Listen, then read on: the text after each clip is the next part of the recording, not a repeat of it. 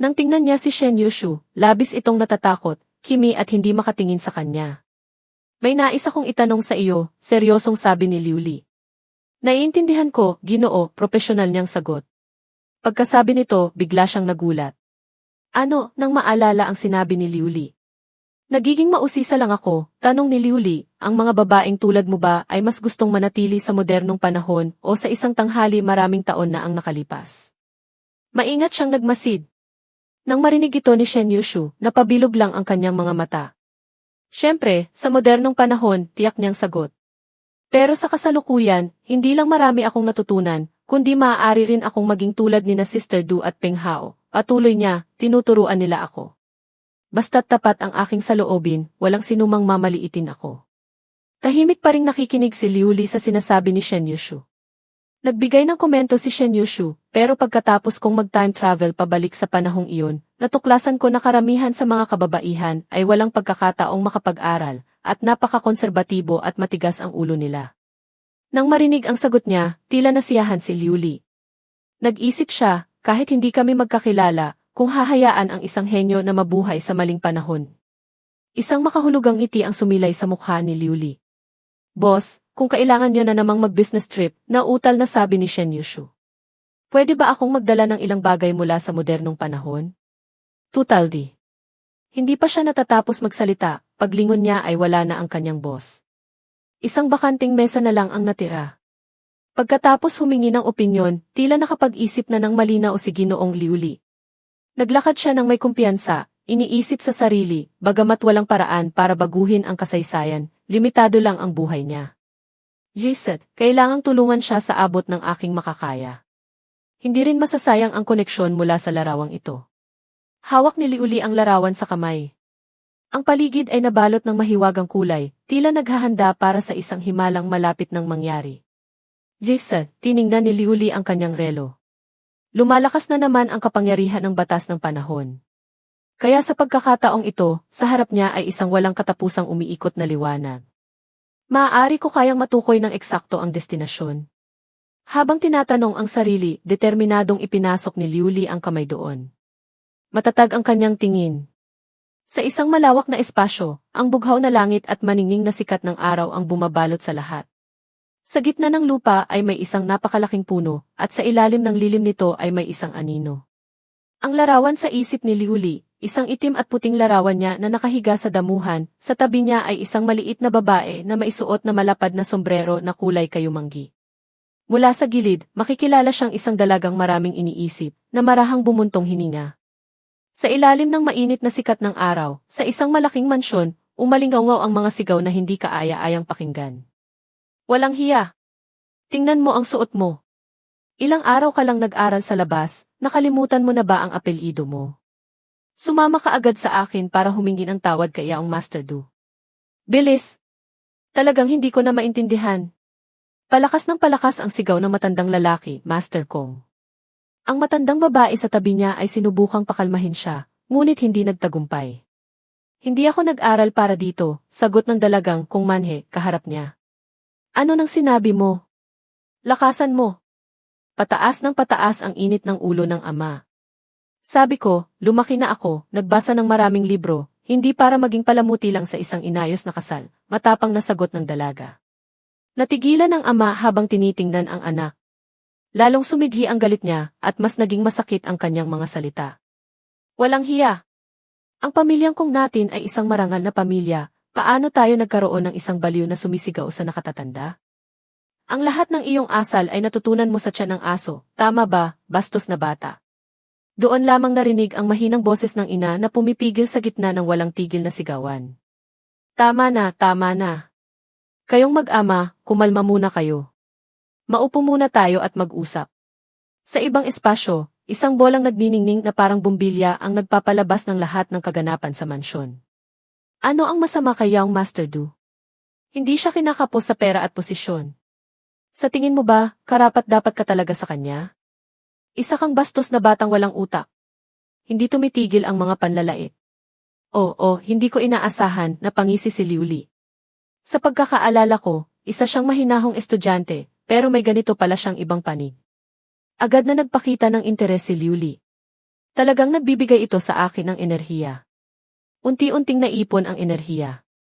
Inabot niya ang bolang liwanag. Lalong naging interesado, si Liuli ay tila nahigop sa bolang iyon. Nagliwanag ang buong katawan niya. Muling naganap ang pagbabago sa espasyo.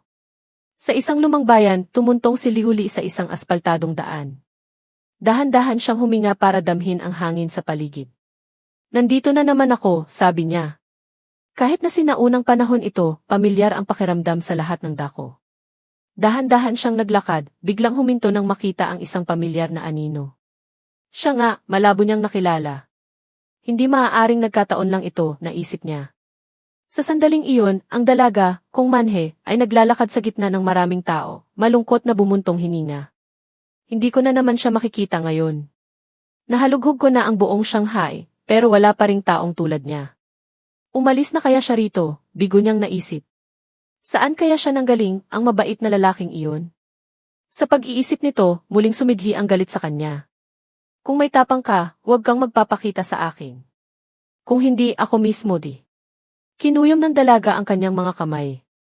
Isang pagbahing ang narinig mula sa likuran, kaya't napalingon siya. Si Liuli pala, nakasandal sa isang estatwa, nakakrus ang mga braso, nakatingin sa kanya.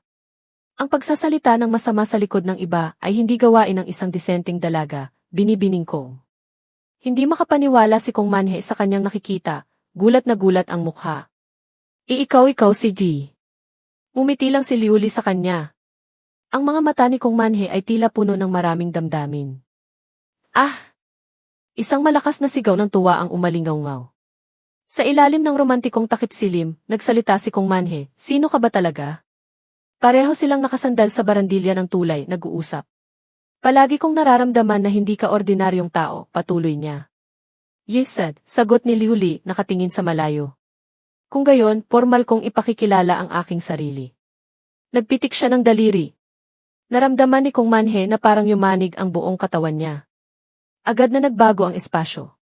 Nakita niyang lumilipad si Liuli sa himpapawid, ang buong katawan ay nababalot ng maningning na aura. Ang pagkamangha ay lalong luminaw sa kanyang maliit na mukha.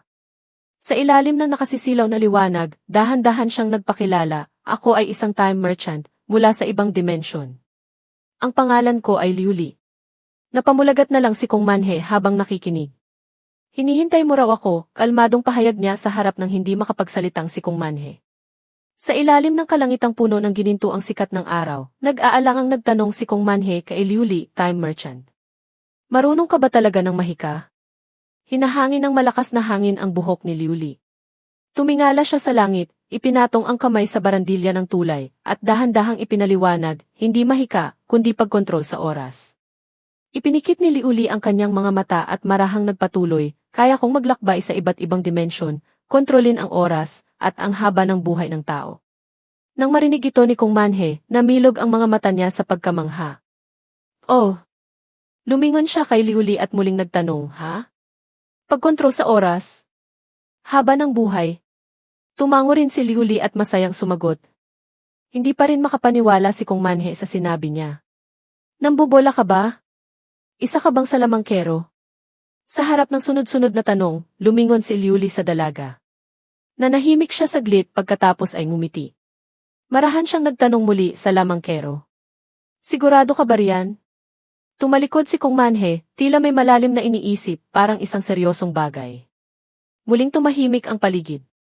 Nilakasan ni Kong Manhe ang kanyang loob at nagsalita, kung kaya mong kontrolin ang oras, nakikita mo ba ang hinaharap tama?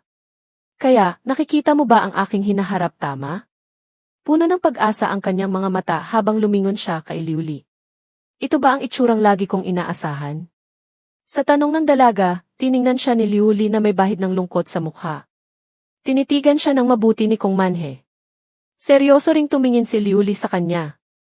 Sa sandaling iyon, natanto rin ni Kong Manhe ang isang bagay. Balisa siyang nagtanong kay Liuli, hindi ba maganda ang resulta ng hinaharap ko? Muling bumuntong hininga si Liuli. Maikli niyang sinabi sa kanya, kahit papaano, matatapos mo ang iyong karera, at makakatanggap ka rin ang papuri mula sa mga tao. Puno ng pag-aalala ang mukha ni Kong Manhe, pagkatapos ay bahagya siyang umiti. Hindi maintindihan ni Liuli ang kanyang ngiti. Ano nang ikinanginingiti mo? Yumuko si Kong Manhe. Mabuti na rin iyon. Nakangiti pa rin, nagpatuloy siya, patunay iyon na sa huli, hindi ako ikakasal kay Yaong Master Du. Ang kapalaran ko ay hindi po protektahan ng aking angkan. Bawat hakbang sa hinaharap ay magiging napakahirap, kailangang mag-ingat. Bahagyang umiti si Liuli at mahinang nagpayo, kung nagsisisi ka ngayon, baka magbago pa ang hinaharap. Nang marinig ito ni Kong Manhe, buong pagmamalaki siyang tumingala. San? Hindi ko kailangan iyan. Bumalik ako mula sa pag-aaral sa Europa at nakakita na ako ng maraming magagandang bagay. Patuloy niyang iginiit, ayokong makulong sa bahay tulad ng nanay ko. Gusto kong kumuha ng litrato at itala ang magagandang tanawin na nakikita ko. Kahit mahirap ang hinaharap, tatanggapin ko. Tiningnan ni Liuli ang matapang na dalagang ito. Sinabi niya sa kanya ang isa pang posibilidad, malay mo, mas magiging maayos ang hinaharap. Nagulat si Kong Manhe, hindi makapaniwala sa narinig. Ano? Sa gitna ng pagkamangha ni Kong Manhe, itinaas ni Liuli ang kanyang kamay. Biglang lumitaw sa himpapawid ang dalawang bolang liwanag. Sa loob ng mga bola, lumitaw ang mga imahe ng dalawang babae na kakaiba ang anyo. Tiningnan sila ni Kong Manhe. Kahit sa pamamagitan lang ng mga imahe, tila naramdaman niya ang espesyal na aura ng dalawang estrangherang ito. Ang mga babaeng ito, pakiramdam ko ay ibang-iba sila. Para patunayan ang kanyang iniisip, agad sumagot si Liuli, mga empleyado ko sila. Hindi sila basta magagandang palamuti lang. Bawat isa sa kanila ay kayang humawak ng isang gawain ng mag-isa. Sa hinaharap, ang isang taong marunong kumuha ng litrato tulad mo, o marunong ng ibang wika at panitikan, ay tiyak na maituturing na isang mahusay na photographer. Ang mga salita ni Liuli ay tila nagbigay ng karagdagang motibasyon kay Kong Manhe. Kinuyom niya ang kanyang mga kamay, ang mukha ay nagliliwanag sa tuwa. Wow! Ang galing nito! Tumakbo siya at niyakap ang braso ni Liuli, masiglang nagsalita, gusto kong pumunta sa hinaharap. Pwede mo ba akong dalhin doon? Ang biglaang kilos niya ay medyo ikinailang ni Liuli. Tinulak niya ito palayo. Siyempre, pwede. Pero, diin niya, kailangan mo pa ring pagdaanan ang mga paghihirap at pasakit, danasin ang kahirapan at katandaan, magtiis hanggang sa araw na dumating ako para hanapin ka. Kahit ganoon, pumapayag ka bang magtiis, tama?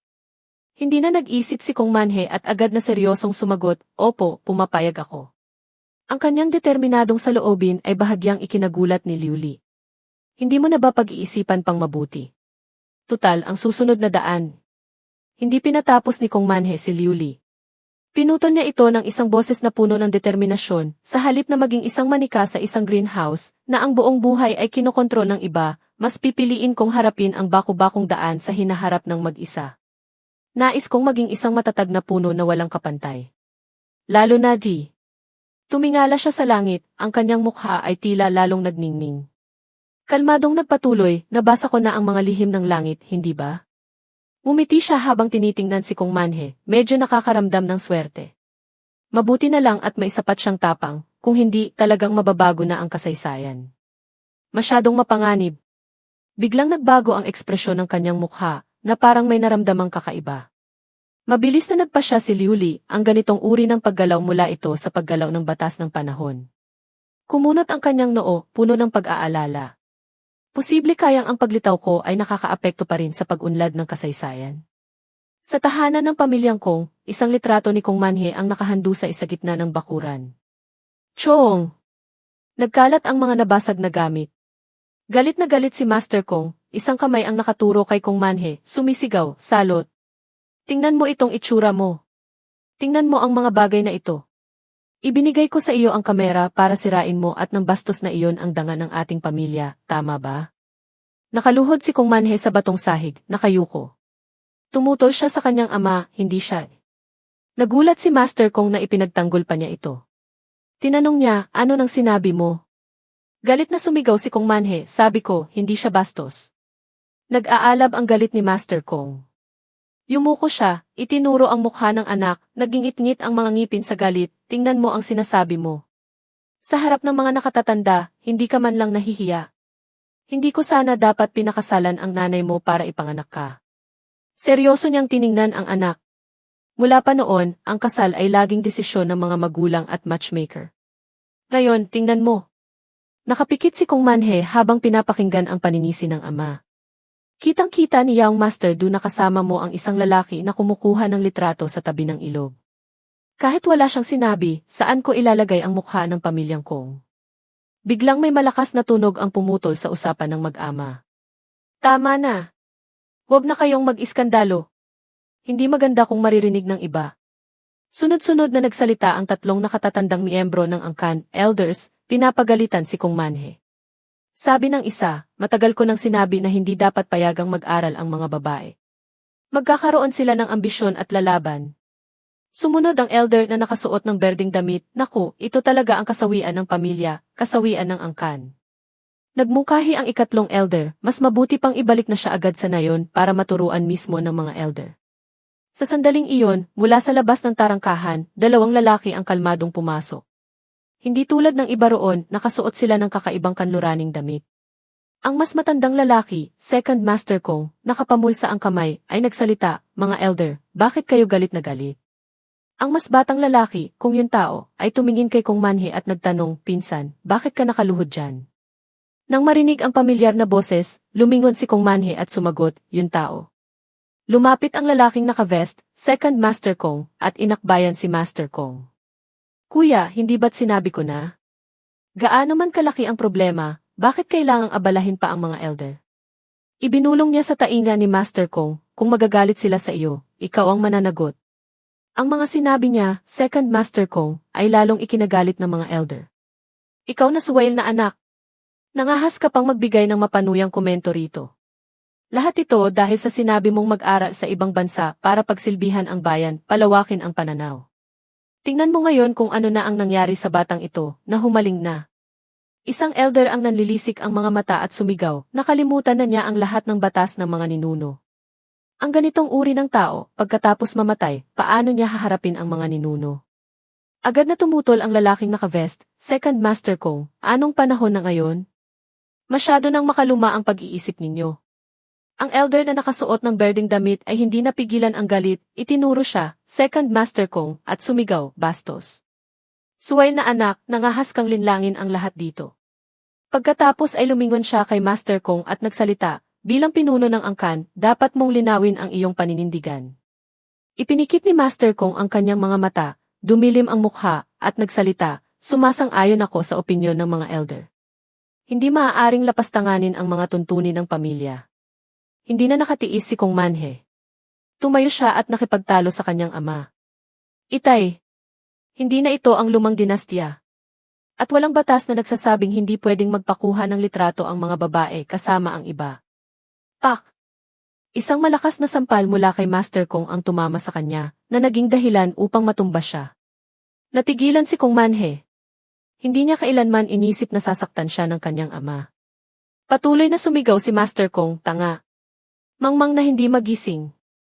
Ngayong gabi, lumuhod ka sa harap ng altar ng mga ninuno. Bukas ng umaga, sumama ka sa akin para humingi ng tawad kay Yaong Master Du.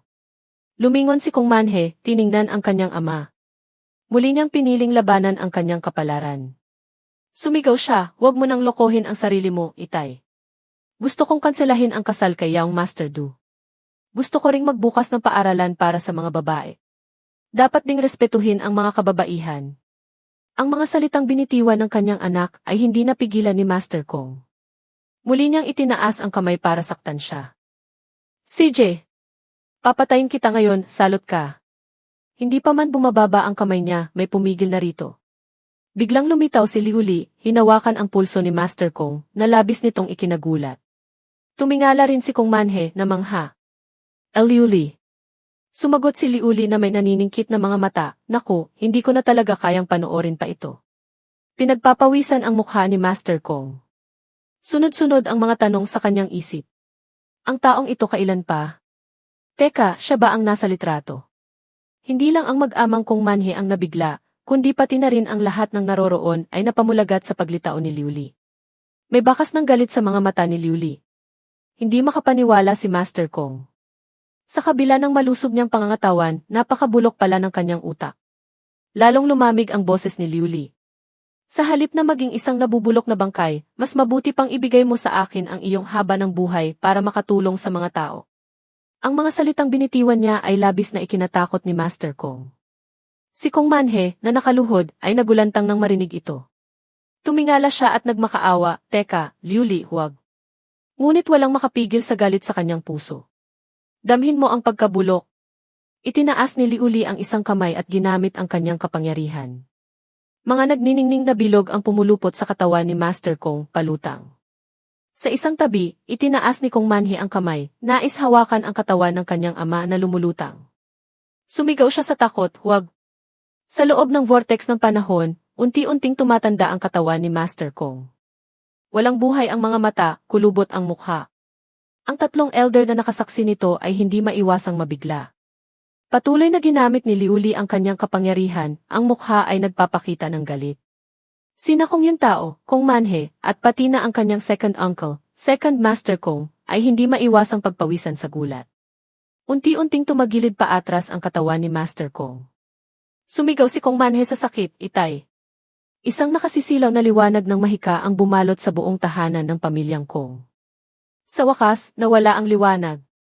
Bumagsak si Master Kong, lumuhod sa bakuran. Huminga ng malalim si Liu Li. Takot na tumakbo si Kong Manhe at lumuhod sa tabi ng kanyang ama, inaalalayan ang katawan nito. Itay, ayos ka lang ba?" Mula sa likuran, nagsalita si Liu Li para pakalmahin siya, "Huwag kang mag-alala. Kinuha ko lang at ibinalik ang kanyang haba ng buhay." Tiningnan ni Liu Li si Master Kong nang may paghama. Malamig siyang nagsalita, para maramdaman niya muna ang pagtanda. Tutal, mahilig si Master Kong na kontrolin ang iba, kaya't ang paminsan-minsang maranasan ang pakiramdam na kinokontrol ng kapalaran ay makakatulong sa kanya na makiramay ng malalim, hindi ba? Sunod-sunod na masasakit na salita ang binitiwan ni Liu Li. Ngunit si Master Kong, nakadarating lang mula sa bingit ng kamatayan, ay hindi na nangahas magpakita ng anumang reaksyon.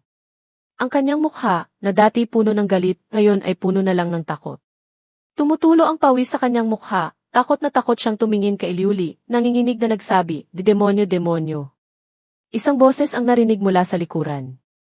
Lumingon si Liu Li.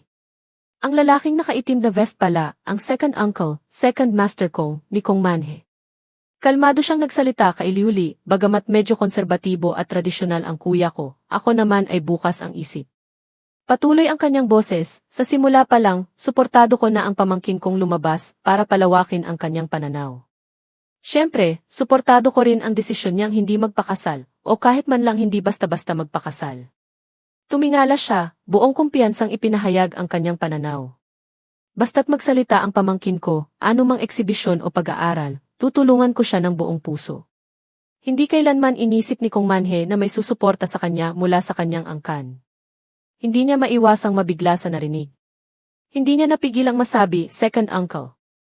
Nang marinig ito ni Liu Li, tila may pagdududa siya. Ikaw ba ang masusunod dito? Ang tanong niya ay medyo ikinasama ng loob ng lalaki. Ngunit hindi pinansin ni Liu Li ang iniisip niya. Lumingon siya sa tatlong elder na tulala pa rin sa mga nangyari. Ang kanyang boses ay umalingaw na parang isang utos na hindi maaaring suwayin. Sa tingin ko, kayong mga nakaupo rito ay hindi na dapat magkaroon ng anumang opinyon. Siyempre, wala ni isa sa kanila ang nangahas na kumibo. Pagkatapos ayusin ang mga elder ng pamilyang Kong, biglang napatingin si Liu Li sa binatang nakakanluraning damit, Kong yung tao, na nakatago sa isang sulok. Nagsalita siya, ang anak ninyo, si Kong yung tao, tila napakagaling sa pinansya. Ang second uncle, second Master Kong, ni Kong Manhe, nang marinig ito, ay sumagot din, ang batang ito, sa pinansya, talagang anggi. Ngunit bigla niyang naalala na si Liu Li ay isang estranghero lamang. Nagtaka siya at nagtanong, ha? Paano mo nalaman? Itinulak ni Liu Li ang kanyang salamin at tahimik na sumagot sa isip, bilang isang time merchant, alam ko na ang lahat ng bagay sa hinaharap. Pagkatapos, bigla niyang idiniin ang isa pang impormasyon tungkol kay Kong yung tao. Hindi lang iyon, alam ko rin na ang batang ito, sa hinaharap Sina Kong Manhe at ang kanyang ama, Master Kong, ay matamang nakikinig sa bawat salita ni Liu Li. Nakakrus ang braso ni Liu Li, malinaw na sinabi ang bawat salita, ay ang magiging pinuno ng pamilyang Kong. Ang mga salitang ito ay tila nagbigay ng lakas kay Master Kong. Nakalimutan niya ang takot na dinanas. Tumayo siya ng tuwid at malakas na tumanggi, katawa-tawa. Ang posisyon ng tagapagmanang pinuno ay laging kailangan. Masyadong bata pa. Ngunit sa isang iglap, muli niyang naramdaman ang takot na gumapang sa kanyang buong katawan. Biglang lumitaw si Liuli sa likuran niya. Malamig siyang nagsalita, sa tingin ko, ang bukas na saloobin sa susunod na henerasyon ng Second Master Kong ang siyang nagpapakita ng isang pinuno na may progresibong pag-iisip at sapat na kwalifikasyon, hindi ba? Si Master Kong ngayon ay namumutla na parang walang dugo. Malamig na pawis ang tumutulo sa kanyang mukha. Patuloy na nagtanong si Liuli, o baka may iba pang iniisip si Master Kong. Lumunok si Master Kong. Agad siyang nanginginig na sumagot, o wala-wala. Nang makakuha ng kasiyasang sagot, tumalikod si Liuli at naglakad palayo. Mabuti. Kung wala nang iba, dapat na akong umalis. Dahan-dahan siyang lumapit kay Kong Yuntao, natulala pa rin sa narinig.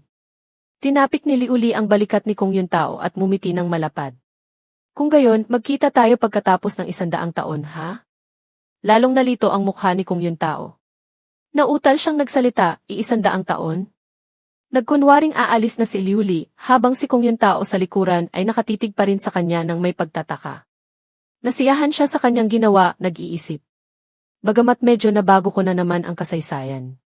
Hindi dapat sabihing hindi na bago ang kasaysayan, dahil ang paglitaw ko ay nagsagawa ng ilang mapanganib na hakbang. Gayunpaman, hindi naman walang inaalala si Liuli.